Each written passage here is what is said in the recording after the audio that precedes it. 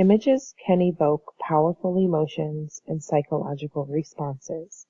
When dealing with media communication, it is very important to understand how visuals can reach the cognitive centers of the brain.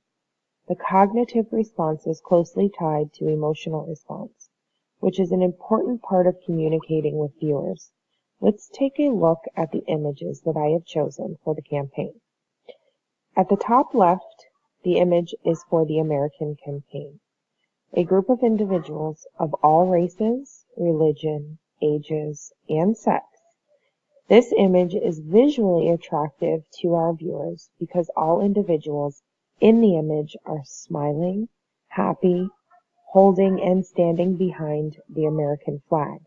The visual perception received from this image is unity, diversity, and inclusion. All of those being very important perceptions for an anti-racism campaign. As for the image on the lower right, this image is to be used for the Iranian campaign.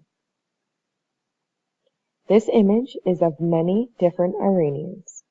This image is visually attractive to their viewers because all individuals in this image are also smiling, happy, and holding and standing behind the Iranian flag. This image also gives the perception of unity and diversity and inclusion, all to fight against racism.